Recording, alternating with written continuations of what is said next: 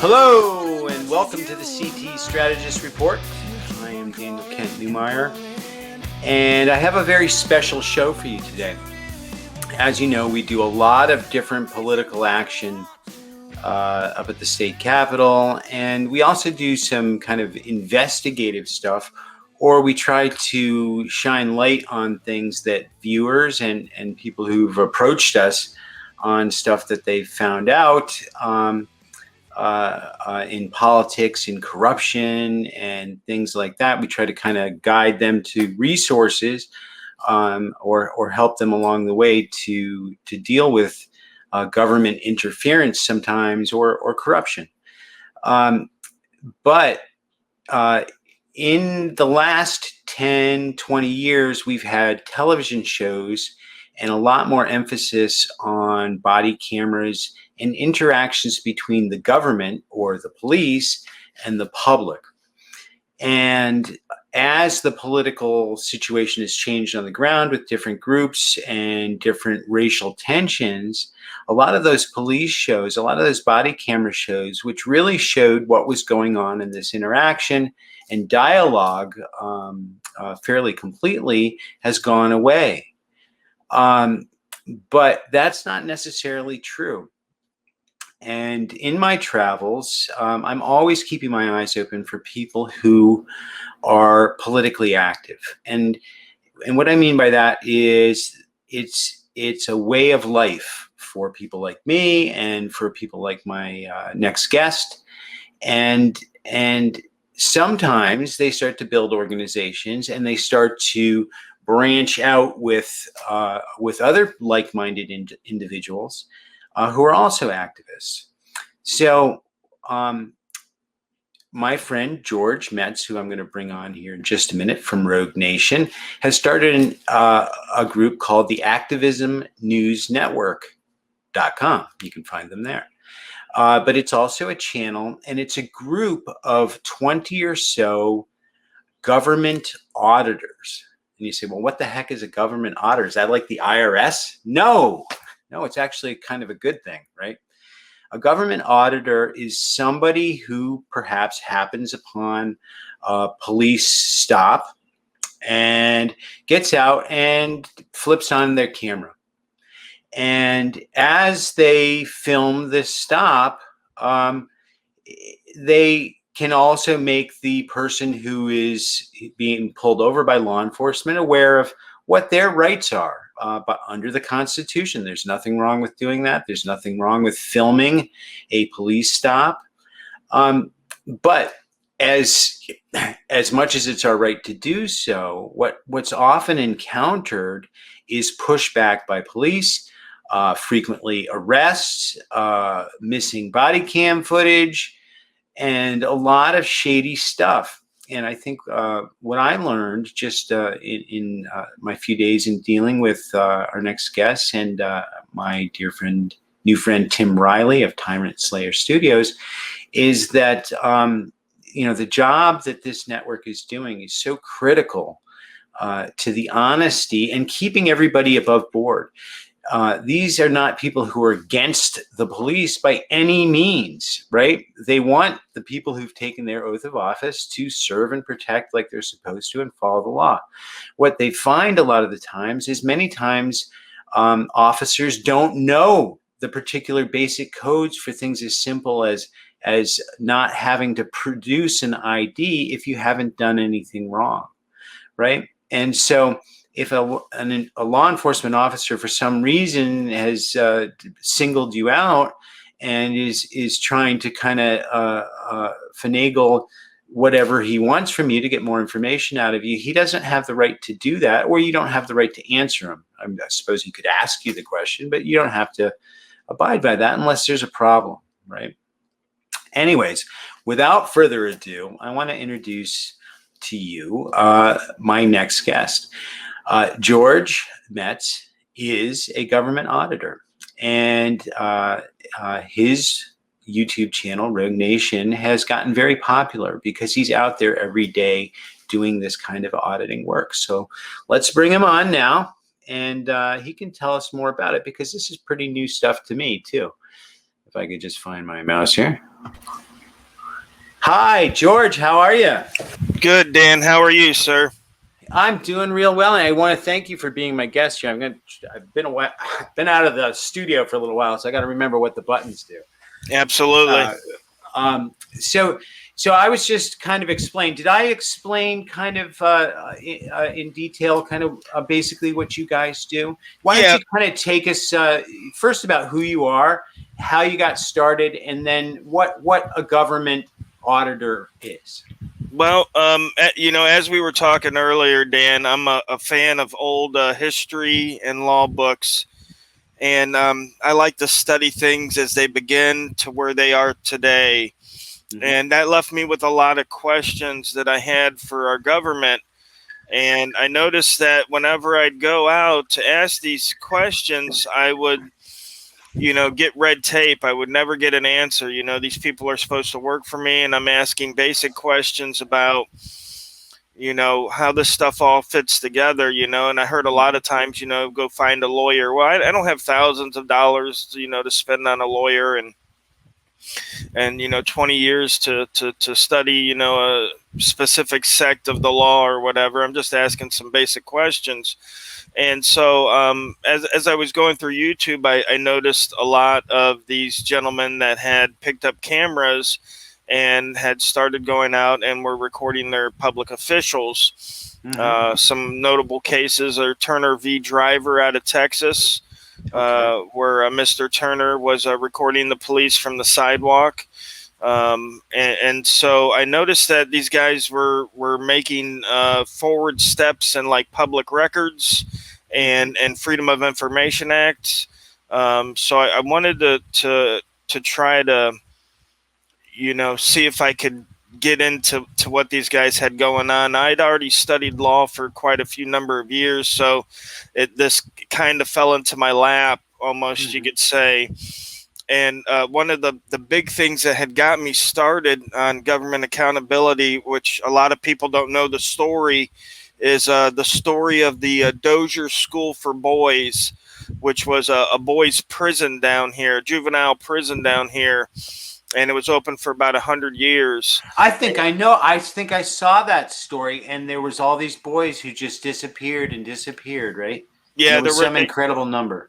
they found like 80 unmarked graves on Yeah. the property. So, my thinking is that if this is a facility that's ran by the state and overseen by Jesus. other state officers, and this kind of stuff could happen. By the way, no one's ever been prosecuted for any of the crimes against any of the boys. I mean, this is on a scale much larger than most serial killers in the United States.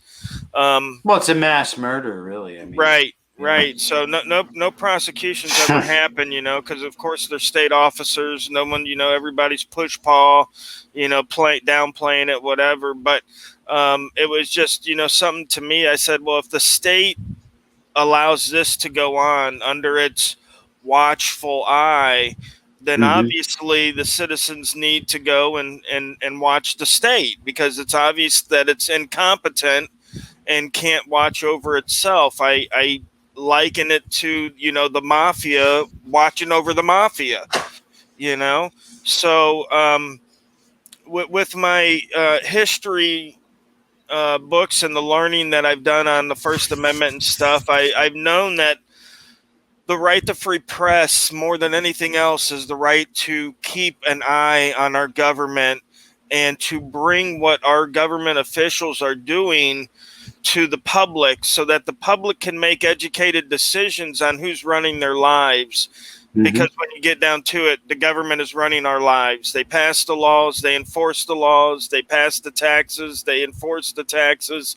The government is running your life.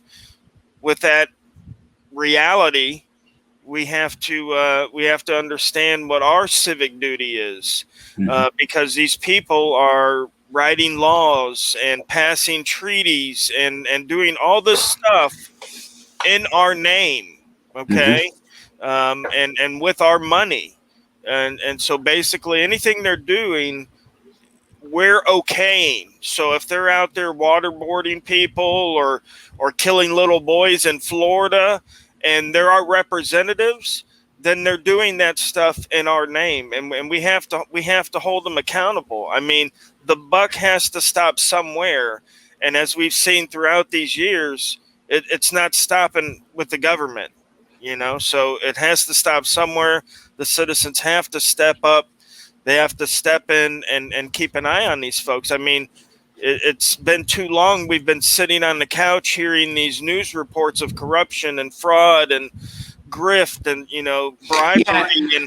And I think everybody expects someone else to do it, right? Exactly. And Exactly. that's, you know what I mean? They always expect, well, somebody else is going to take care of that or whatever. And I think what you find out is that there's a lot of incompetence around. I mean, I think everybody can agree that to put together any kind of a gigantic government bureaucracy it's going to have its problems. It's not an easy thing to do, and it's not an easy thing to run. And then once you get these institutions that have been there for decades and they've made their own laws to protect themselves, they become larger than us, and they start working on us, right? Absolutely. Absolutely. Another thing is that, and this really irks me, is that when we go out as citizens and we go to a private business, we receive excellent service. Because if we don't, we take our money elsewhere and that business, closes and they lose, their money and their business. However, with government, it's never like that. If you look on the Google reviews, because you go on the Google Maps and they have reviews, you can look at each building, private, public, whatever, and they all have reviews. And most government agencies have terrible reviews. And you read some of the reviews, and some of them are just heartbreaking the way these people are treated, the citizens are treated. And it's not like the citizens can go and get a new government or or take their government service somewhere else. The government usually is the only game in town for whatever service that they're there for, be it the DMV or the water utility company or whatever have you. So these, and that's true, George. And I here the DMV over the years, there's been years it ran pretty darn good, and then there's been years that you had to wait 3 or 4 hours to get up there just to turn your license plates in. Right. You know what I mean? So it's not like they can't do it right. It's like it doesn't happen sometimes, or it falls apart, or it never gets done, Well, I mean, there's really no incentive. I mean, these people get paid salary, they get paid hourly. It's not, by piecemeal work. It's not, hey, if you serve 100 customers today, you get a $50 bonus. It's not like a roofing job or a sales job. So basically, and these guys, they can't get fired, and 9 times out of 10, they got good union representation.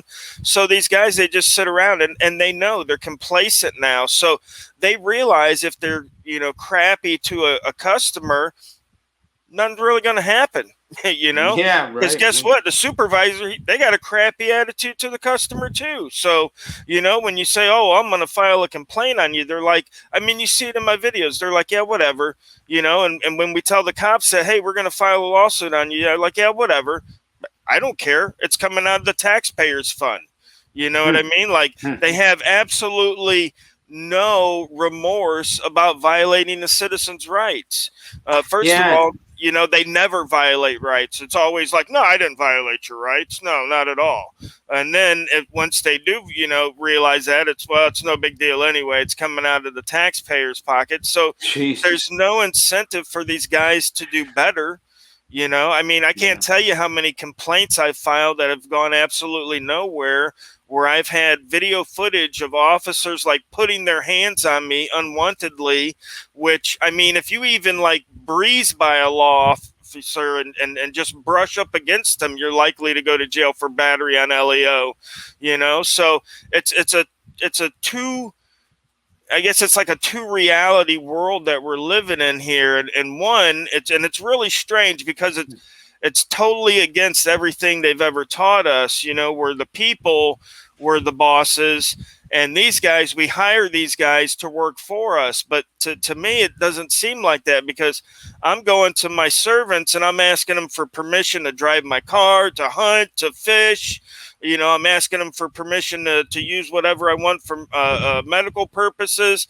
I'm trying not to get them to force me to take vaccines. You know what I mean? Like, Yeah. it's akin to,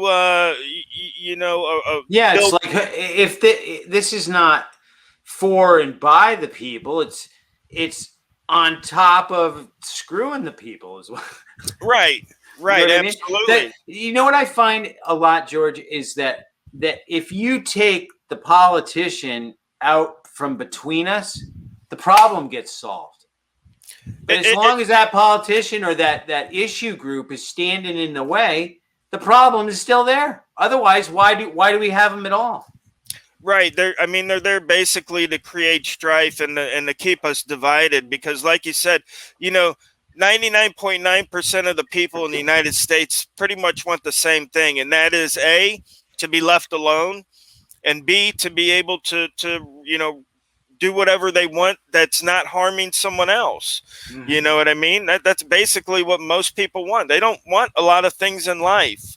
And we definitely don't want to be paying more and more tax money for these guys to spy on us more and more, to put tag readers everywhere. And, George, let me ask you a question. So one thing I know is that government auditors sometimes get a bad rap, and that these big government agencies start to put out this negative narrative that somehow you're government hating mutants or whatever, and this and that, and it's really not the case.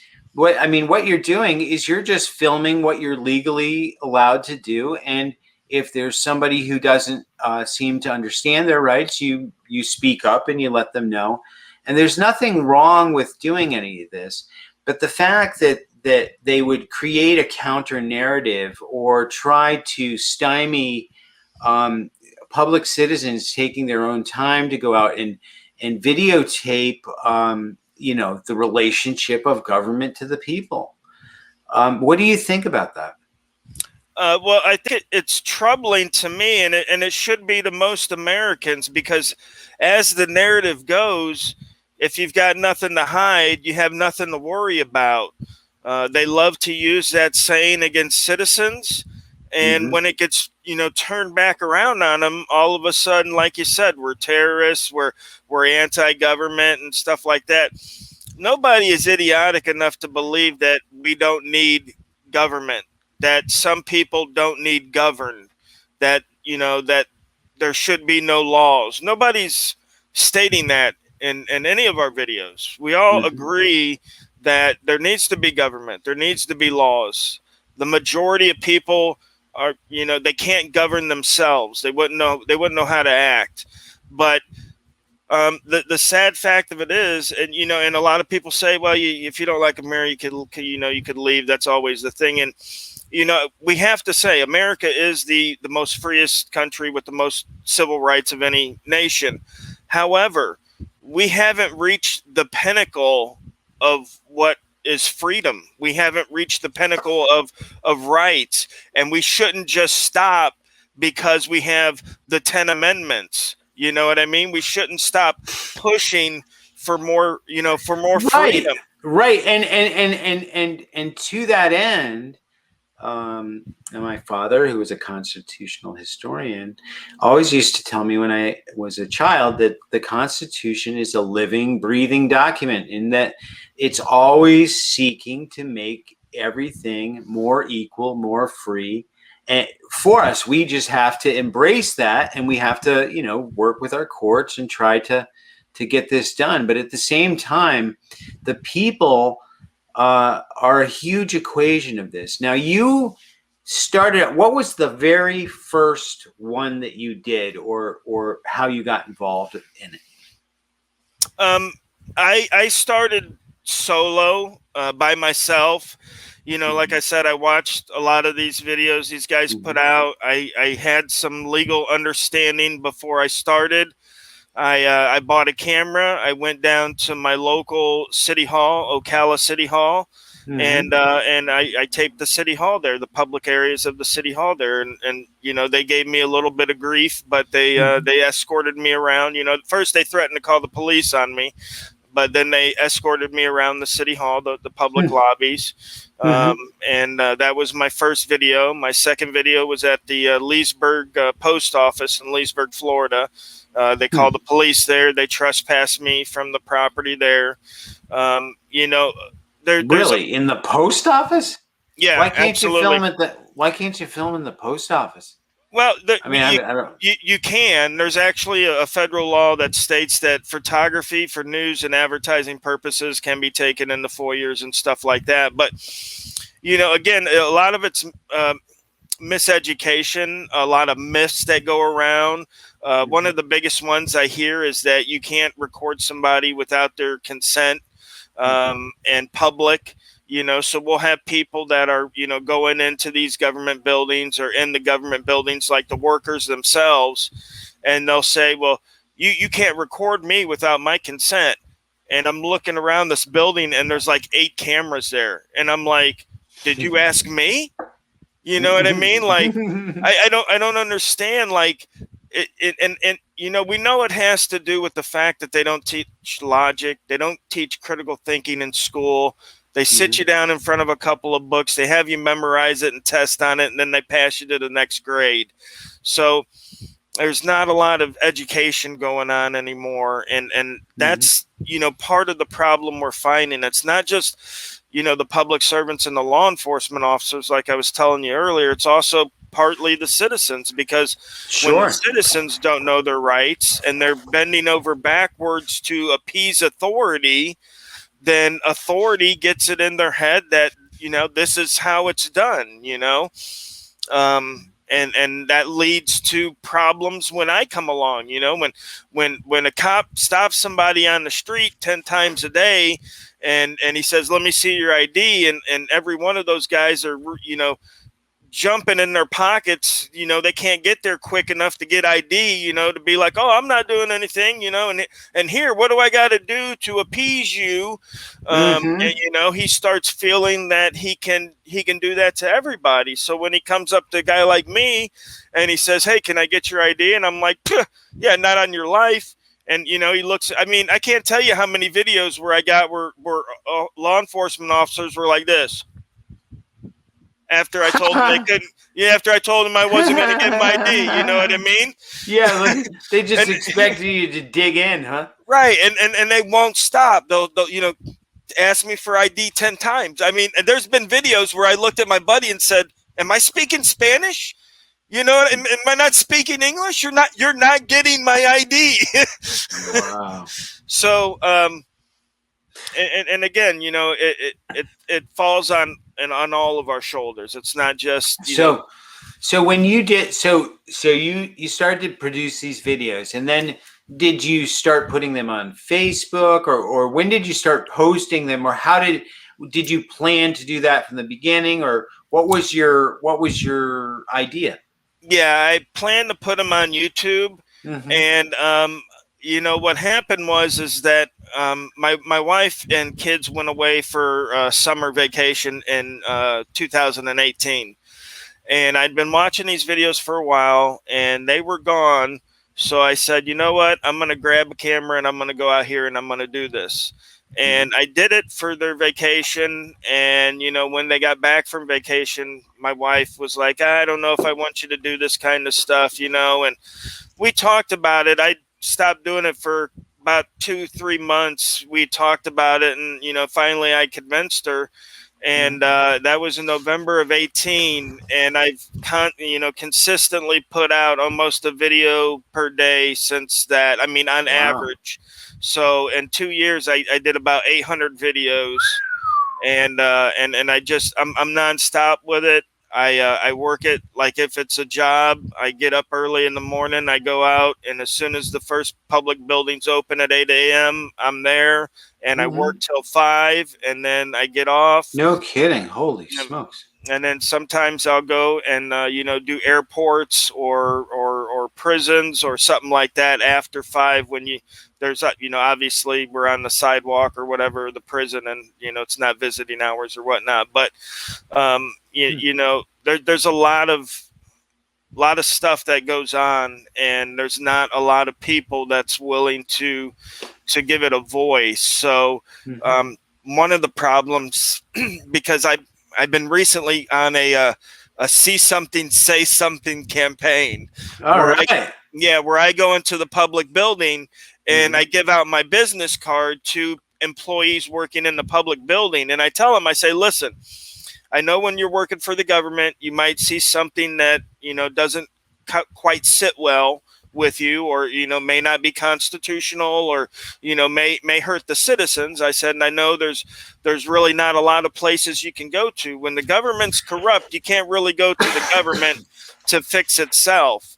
I told him, I said, so, drop me an email and I'll look into it for you. And a lot of the problems that these people are telling me is because of the fact that there is no recourse for them working in government, and that's I found a lot of the same thing, because I'm in and around the government, of a lot of people coming forward saying, after I retire, you and I are going to sit down and do a show about what I saw in waste or fraud or corruption, and so look, we're all human beings and we all make mistakes, but there's some things that are criminal and beyond the pale, and there's definitely a lot of people curtailing our rights, and we're not as vigilant as we should be to be able to even know that we don't have to pull our ID out unless they're saying, look, we suspect you of this, or that, and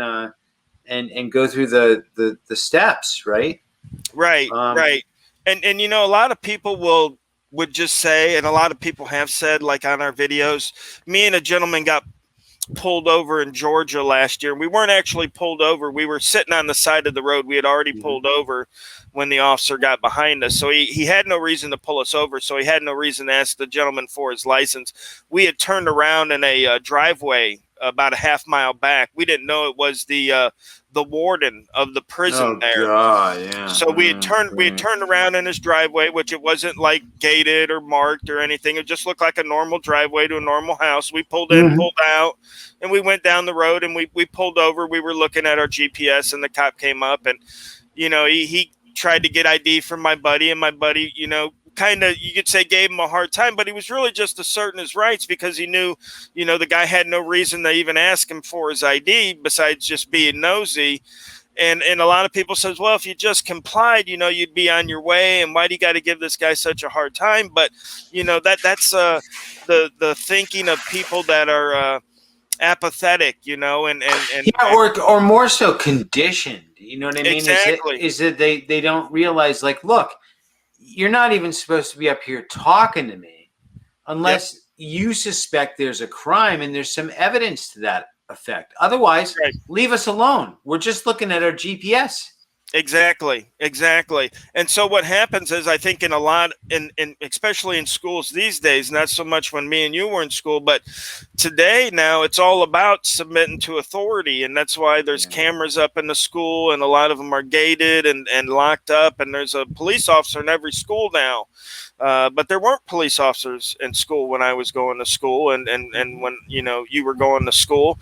But as we keep going down the road, it's more and more conditioned to let the government take care of things. I mean, even if you look at the national debate question, there's a debate question every year that they debate on, and every year for the last 100 years, if you were to look at the question just each year, you can see it progressively getting more to where it's the government that's taking care of the problem. Or, you know what I mean? Like, it's scary to look at. It's really scary to look at how the thought pattern today is more of, just bow to authority and it'll work itself out. And, if we all pull together and believe in the tooth fairy, then we'll find something under our pillow. Yeah, well, that hasn't worked out real well in the past. Let me ask you some more questions because we are cranking right along on time here. So you got your channel up and going. How long has that been up now? It's been up. It'll be probably 3 years in July. It'll probably be right around then. And once you started getting it up on the air there, how did people immediately start to follow you? Was it something that picked up over time, or what kind of viewership do you get, if you don't mind us asking? Yeah, it picked up over time. I average about 2,000 subscribers a month, in between 1,500 to 2,000 subscribers a month joining. Oh, wow. And yeah, so there was already a niche for it in the YouTube community when I hopped in it. There were already people that liked the videos and what was going on with the movement, as they'd say. So I kind of just squeezed in there, and I was definitely different than a lot of the other folks. Again, like you said, there's some bad juju out there on what I do because of some of the people out there that's doing it. And again, it's just like anything else. Some people work, some people don't work, some people slack, some people, don't slack. So it's the same in every field. Yeah. Some guys take shortcuts and they appeal more to the entertainment side.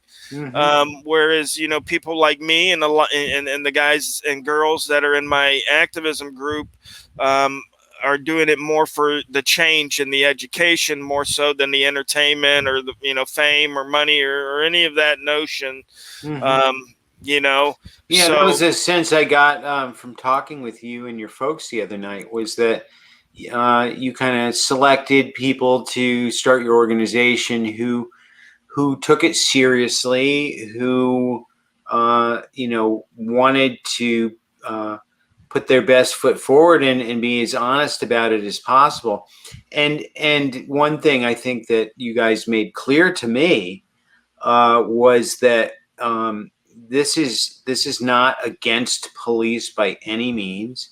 It's about it. No, it's about getting what you're paying for from your government, and when people are getting their rights stepped on, getting up and speaking about it and shedded some light on it. So I really applaud you for doing that.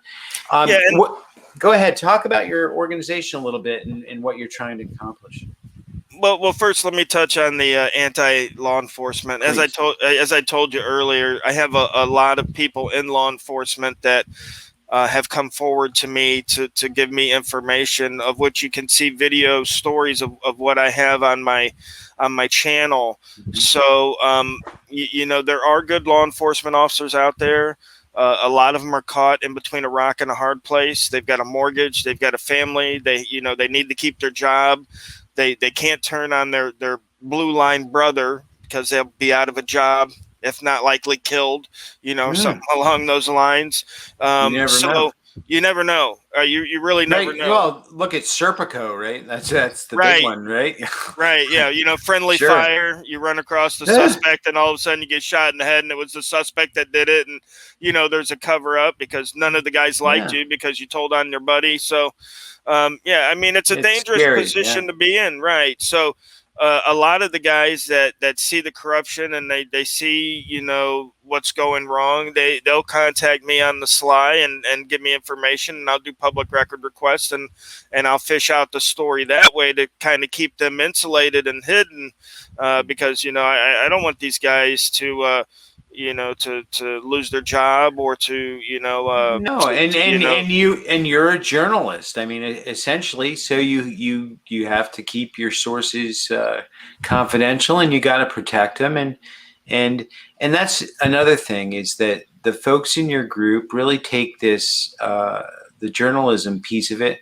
I don't know what any of your credentials are beyond being citizens, but you seem to be very motivated to keep this thing honest, above boards, and right down the line. And that's really important in this, because as you found, there's people who want to characterize what you're doing as being sovereign citizens or this or that. And it's really, when you start to do that and smear people with that, who are only trying to document exactly what is happening right in front of their face.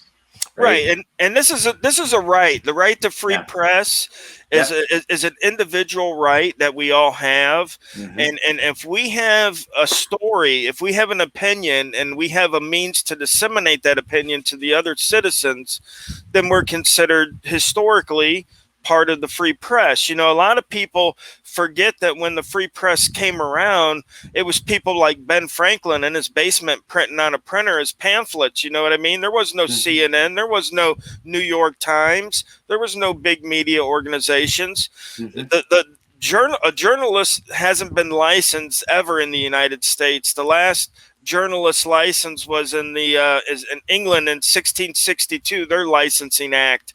But there's never been a journalist licensed here in America, and we like it that way. We like the ability to be able to take what we see and take what we can record and to put it out there for public consumption so that we can have these discussions. Well, once we start trying to limit press to just the the few main controlled by a couple of guys like Murdoch and them, then look at we're out there in the trenches, right? So as a political strategist or a political operative, when I worked for as a labor organizer for the Connecticut State Employees Association and SEIU, I was in every single major city in Connecticut. And we were welcomed there by everybody. The problem is that people stay in their little communities. They get scared, right, because of this big government oppression, right? They don't want to go out because the cops might do this or whatever. And one of the things that's happening now, I read about today in Hartford, Connecticut, is people are having some street parties or hanging outside. The warm weather's here. And the cops are cracking down on this, and busting up people just hanging outside, having a good time. So, what the hell are we doing here? We didn't hire cops to come and bust up our parties. You know what I mean? Well, they have to create more criminals to justify a higher budget every year. The FBI said that crime has been going down for the last 30 years. But for the last 30 years, we've needed more police every year. We've needed more guns and APCs and all this stuff we've needed more of. And a lot of people would say, well, crime's been going down because we have more cops. But I don't think that's the case. I think, as more people become more affluent, there's less need for, this kind of stuff, and as penalties become more harsh and that sort of thing. We got to look at, we've got more people in prison than China does. I mean, those guys are supposed to be drastic. And I know a lot of those guys just end up getting shot, but I mean, we got more people in prison than any other country in the world. So, I mean, and, I don't know if you've ever done any research into the private prison industry and stuff like that, but it's pretty gross I mean, that whole thing is like a mill. And here's what happens, is that and you touched on this earlier, right? Is that these people are doing this in our name, right? If you're not engaged and you're not following it, and your family gets swept up in some raid, and now your children aren't given any breaks or anything, they're in prison in some other state, right? Where the government's just paying for that bed. It's just ridiculous. Why are we imprisoning our children? It absolutely is. And what's even more sickening is the fact that, the private prison industry is just like any other capitalistic company. They're looking to expand their bottom line every year. So the very nature of their business is to incarcerate more people every year. I mean, it's just common sense. Why would you have a prison business if there's going to be less prisoners year after year? You wouldn't start that business, would you? And these guys are highly connected. George Bush Jr. was flying around on the CCC's company jet during his first election campaign, and yeah, because they're a big Texas prison corporation. So, No kidding. oh yeah. So, I mean, this stuff is. I mean, there's so many facets of so many things that are going on, and people really don't know anything about anything because they go to school, they get the government to tell them what the government wants them to in school, and then they get out and they have these misfires in the brain because what they're seeing in reality, like for example, a gentleman in Michigan, there was a Supreme Court case in Michigan where a gentleman had owed some tax money on his home, and the county sold the home, got a whole bunch more money than what the guy actually owed, and they were trying to keep the whole thing. They were trying to keep all the guy's money. And what? Oh yeah, it was just like a year or two ago. You should look it up. It's Oh my gosh, Supreme Court case in Michigan. And I mean, these sort of things, when people hear about them and when people see them, it gives them a misfire because they're like, well, that's not constitutional, or that, you know what I mean? But yeah, really, it rings a bell. Yeah, what's skewed up is the fact that you let the government teach you about the Constitution, and you let the government teach you about what rights are and what property is, and all this other stuff, and no one has ever looked back and questioned those. And now those are the core beliefs of almost every person in America, is what the government has allowed to be printed in those textbooks that we sat down and memorized. It's like 1984, right? Almost. It almost is. Fox News did an expose on those school books, and they found a whole bunch of errors in it. And besides the fact that they found that they were charging it was like $100 to $300 per textbook. It was something stupid. But they went to the author of these textbooks and they said, "Hey man, there's a whole bunch of mistakes and stuff you put in this textbook. Are you gonna change it?" And he goes, "Well, you'll have to buy the next one to find out," is what he told them. So it's only $300. It's only $300. Yeah, that's right. Just to find out the truth. Yep. Well, so now you're up and going, and you've reached out across. How did the ANN network there, and how did you decide who would begin to that you would associate with? Because you were looking for quality. You were looking for people who were like you. Right. When I started auditing here in Florida, there were a couple of guys that were doing it. And then, a while after I started, more people here in Florida started to jump into it. Wrights Crispy, James Madison Audits, a lot of these other guys. And we all follow pretty much a style by a guy by the name of Jeff Gray, whose channel is called Honor Your Oath.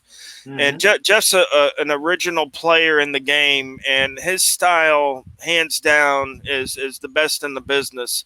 And we wanted to model our style after his, where we're calm, where we're not out there cursing and yelling, even though it's a right to curse and yell if we want to, and do all this stuff. We want to bring awareness. We want to make our videos about their actions and not about our actions. So I had a great group of guys down here in Florida, and I said to myself, the activism that we're doing is great, and we're educating people, but we're just not doing it quick enough. Okay, we're just not getting the money we need to do the investigations that we need. So I felt, individually, this could never happen. A lot of times we get arrested, we have lawyers' fees, and it's crippling for us because we work. And that's how they, as long as they can keep you separated, then they can put the big thumb on you. Right. So I was like, let's start this channel. Let's take our content and put it to a group effort. And we started this channel. It's a membership channel. It's $3.99 a month. We've got 22 activists on there right now. And our activism ranges from cop watching to investigative reporting to First Amendment auditors and Second Amendment auditors. So it's a wide range of people and styles that are involved in activism today. A lot of guys, like I said last night, are at the top of their game. They've got good subscriber base. They've got good content. They're doing good work. And I said, let's take, this money where we'll take a small percentage. I mean, out of the 399, we take, I believe the 22 of us get like 1.87%. Okay, so it's a minute amount. It Okay. really Yeah. is. Okay, because the way we split it up is the 99 cents goes to the running of the channel, the payments we have to make to get on the platforms and all that other stuff. So we get $3 out of a subscription. Of that $3, we take 40% and split it between 22 people. So like I said, not even 2%. 10% of it goes into a bail and a bond and a lawyer fee type of fund. So that way, if any of the activists get arrested, we've got money set aside to do that. And then with as close to 50% as possible that we can get to without having to pay taxes out of our own pocket, we're going to donate that to a 501c3 that we're starting, which is called Expanding Freedom. And we'll take that money in the 501c3. We're going to hire professors and lawyers, and we're going to hold free workshops for citizens to educate them on their rights and how to redress their government, how to get public record requests and stuff like that. Because, again, my thinking is that the only way this is going to stop is through education. The only way our rights are going to not be violated is everybody understands their rights. And once that happens. George, I mean, what you've kind of stumbled across just by taking the steps and finding it on your own is that, that this can be done by the average citizen. You guys are doing it. You've got a group of people now who are focused on pulling this together, and what you can do is protect yourself, right? There's people who want to silence the citizen, right? They want to keep you fearful. They want to work in the shadows, and what you're doing is shining the light on that. Oh yeah, and let me give you the game plan. Once we are up and running, once we're at 100,000 subscribers, this is the kind of action that you're going to see from us. So let's say you have like a George Floyd incident or something like that of that nature, to where there's an egregious action by the police. We're going to have 5, 6, 7 of us fly the next day to that city. We're going to put people on every corner with cameras there. We're going to make public record requests. See, because what's happening is when these police do these things, their bosses, who are the city council and the county council, they're not doing anything about it. So what we're going to do is we're going to go and we're going to dig through everything we can for those city and those county council members. We're going to hire private investigators. We're going to hire forensic accountants. We're going to pull every record that's ever been produced there, and we're going to find, because they've all got something to hide, and we're just going to stay there until we find it. And that's the kind of guys we are. I like to tell my subscribers I'm like an STD that you don't have enough penicillin for. I just keep coming back. You know what I mean? And I'm not scared. You're not going to threaten me. So it's not going to go in that favor. So I think once we start putting the heat on some of these elected officials and letting them know that, we will come there, we will investigate every aspect. You don't have the penicillin for me, baby. No, they do not. No, they do not. And again, there's just more of us. I mean, we prove that all the time. We had 2 guys arrested down here in Florida just a couple weeks back, and then like the next week we had 13 of us show up. I mean, it's just the way it is. When we're egregiously violated, we're gonna bond together, and we're gonna come back. I mean, freedom wins. The law is black and white. It's on our side. We don't do anything that's unlawful.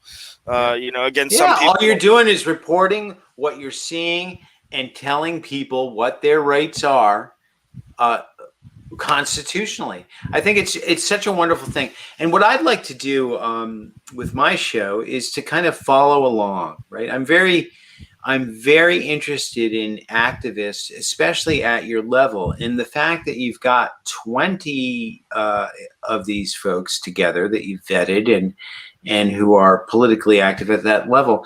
It's like the old adage that one lion is worth 1,000 sheep, right? is Right. you're getting up every morning, you're putting your boots on, you're going out there, and you're doing it for the people. You're doing it for our loved ones. You're doing it for friends and family, right? You're doing it for the good people who deserve to get something for the money they pay, and also to have their rights protected and not taken from them. That's right. George, tell us a little bit, how can people get involved or find, how do they find your channel, and how can they learn? Tell us more about some of your members. Yeah. We've got a wide selection of members. They're from all over the country. We've got, guys in Seattle. We've got a guy in Cali. We got a lady in Texas. We've got a whole bunch of us here in Florida, a couple in Chicago, Indiana. We got Tim, that's part of our group up there in Connecticut. We've got Wolfie, that's up there around the New Jersey, Pennsylvania border. So we're from all over, and we're all, again, enthused and enthusiastic about what we do.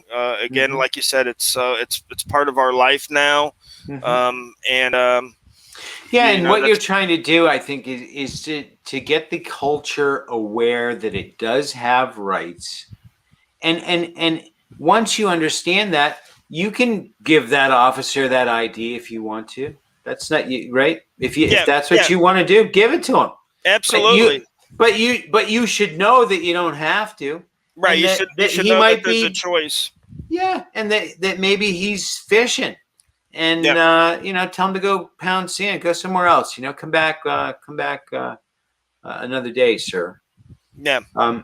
So I think that's great. And so I'd like to. So you have these different folks in these different areas, and by pulling together a group like this, and starting to look out for each other, and getting your narrative together out in the press, right? So that you are constantly pushing out and saying, look, we are for what's right, fair, and just, right? We have the legal right to do what we're doing. We're doing this on behalf of the public to document this relationship between government and the public so that it becomes a better relationship, right? Yep. And that's a very honorable thing to do. So perhaps maybe I can talk to you later on or whatever, and we can arrange with some other of your auditors, and we can start to talk to these different folks. Let me ask you this question. So besides the 20 that you've picked now, do you plan to expand your group? I mean, there must be hundreds of people who would like to do what you're doing, right? Or would like to be part of it. Do you plan to expand and open up, or what's your deal there? Well, we can get up to 40 activists because, like I said, with the split, it's only 40%. So with 40 activists, we'd be getting 1% each, which is minute in and of itself. But as you know, anything too large gets kind of unwieldy. So, and again, there's a lot of people out there in our field that don't actually jive with what we're trying to do. You know what I mean? So we have to be selective. And we want to create that distance, just like, you created the distance from, Tiffany's Jewelers to Zales, you know what I mean? There's a difference there. And that's what we want to be. We want to be the difference. We want to be the ones. You want to be the best. Right. And that's why I said when I went looking for people, I wanted people in their area, in their field, that were just knocking it out of the park. You know what I mean? That were doing the good stories, that were doing the right things. They're personable people. Most of them are pretty calm. Joe Cool can be a little bit on the wild he's side. Wonderful. I love Joe Cool. Joe's the best. Yeah, he is. And the way that I came upon you guys is I was out at I think one of the festivals, and I ran into Tyrant Slayer Studios and Mr. Timothy Riley. And I've been in politics a long time, and I've met all kinds of activists and all kinds of people who are out protesting and everything. And I struck up a conversation with him, and got to know him over a little time. I interviewed he and his wife, and I started to see some of the types of work that you do. So that I kind of backed into it from one of your members. And then he's a very conscientious person, right? He really cares about what he's doing. And some of the stuff that you guys do comes at a lot of personal risk. And Yes. I worry about that for all you guys and gals, because there shouldn't be any risk in expecting to get what you paid for from your government, and also that your God-given rights are not going to get trampled on every time you pull over to check your GPS, right? Yeah, So, absolutely. But people they feel that that we're wrong to question authority, and we're wrong to question government, and we should just sit down and shut up and go home after work and sit down and watch the boob tube for 4 hours and then get up the next day and do it all over again. They're really conditioned. I mean, it's almost scary. It's almost like you're living in a dream, like that movie They Live, where if you put on the glasses, you can see everything's listed like buy, and yeah. obey. I remember that. Oh my God, I do remember that. I remember that movie. Oh my God, that was so long ago. Yep, that reminds me. Yeah, go ahead. No, I was gonna say that just reminds me of the society that we're living in now. So, well, look, hey, this is a positive change. There's not too many things that come along that seem like they can make a difference or make a move. And this one is really nice because it's a nonpartisan thing, and it's not about race or diversity or anything. It's just about reporting as to what is going on and explaining people what their rights are. It's a very honest, very simple model. right. But a very critical one.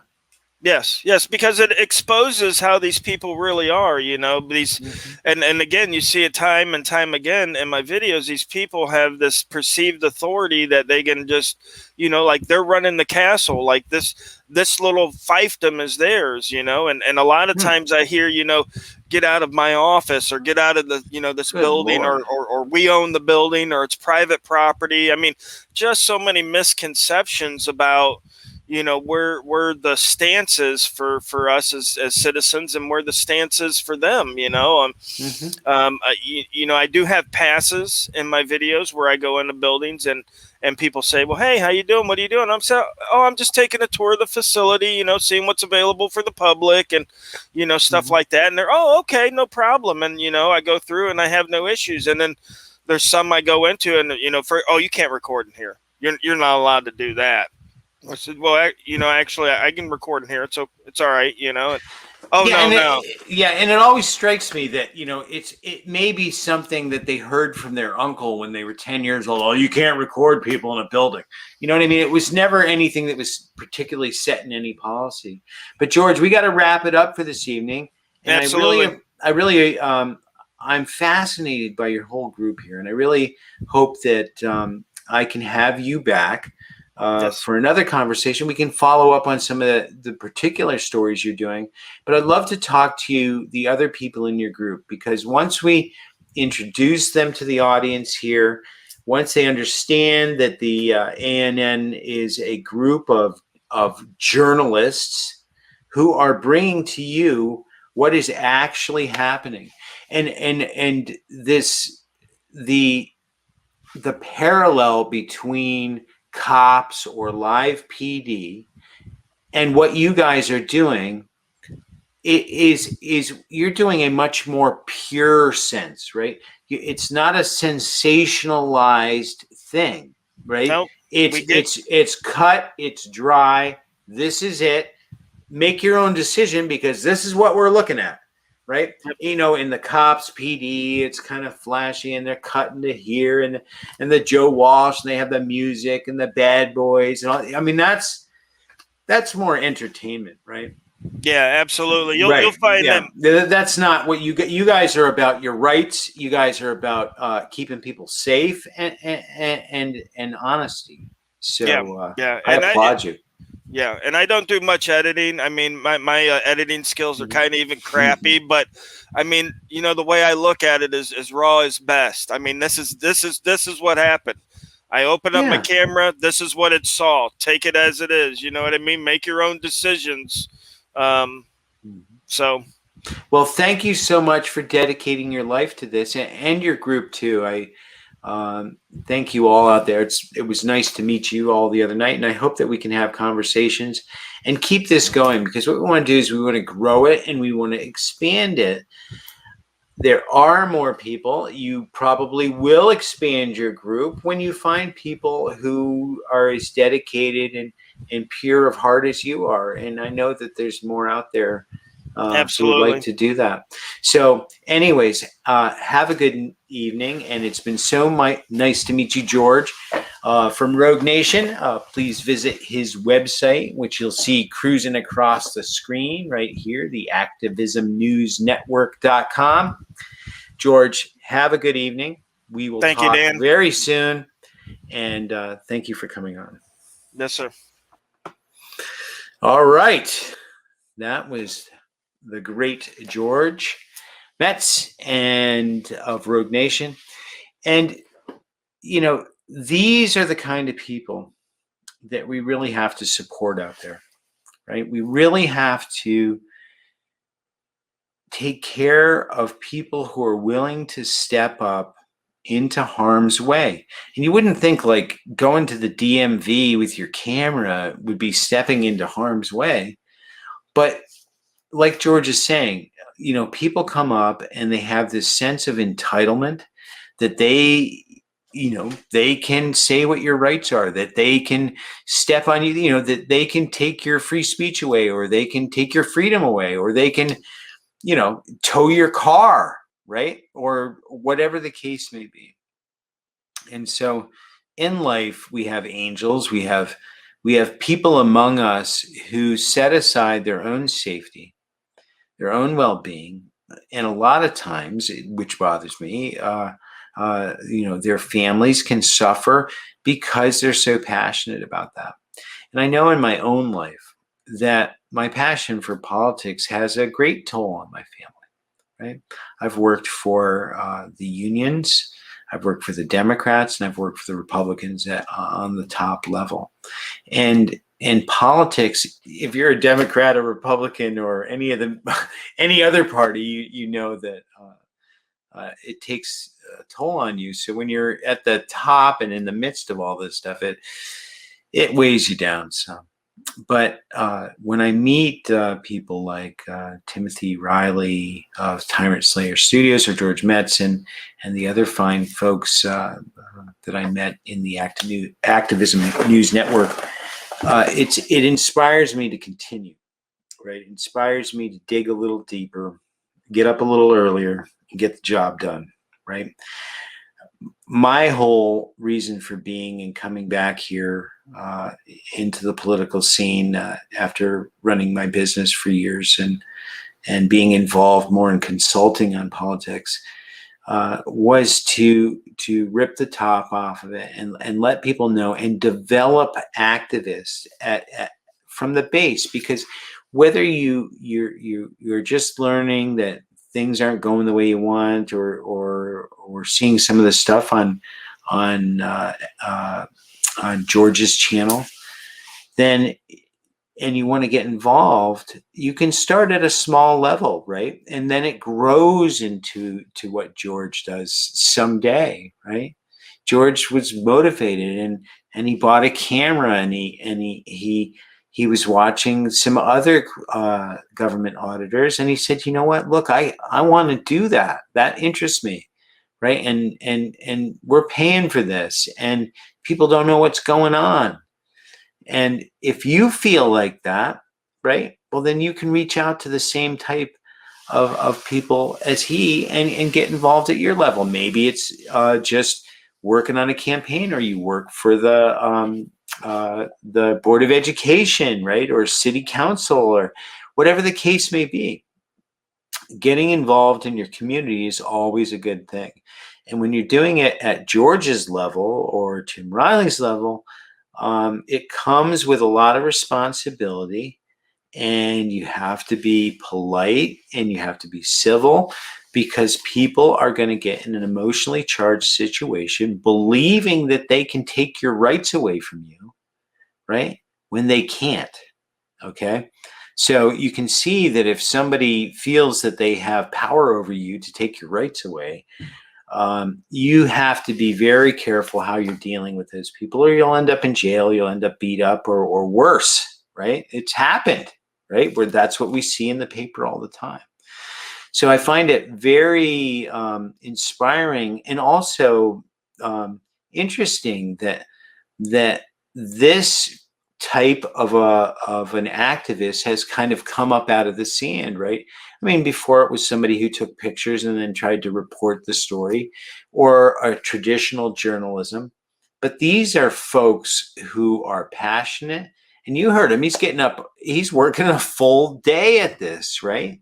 And if one of them gets into trouble, they band together, right? And they come down and they try to look into the situation. And frequently what they find is things were not done correctly, right? And people's rights were violated. So it's critical what they do.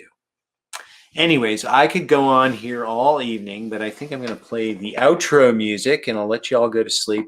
But we're going to keep following these folks and enroll them into what we're doing here. And we have our own Tim Riley here in Connecticut, and he can always supplement what we're talking about when we get into government auditing and how one gets into that thing themselves. You know, when you notice something at town hall that isn't quite right, what do you do about it, right? So we'll keep checking back. We'll meet these people in the Activism News Network, and we'll follow what George and Tim Riley are doing here in Connecticut. Okay, it's big stuff. It's important, and we need to support it here on the CT Strategist Report, and we do. All right, so have a good evening.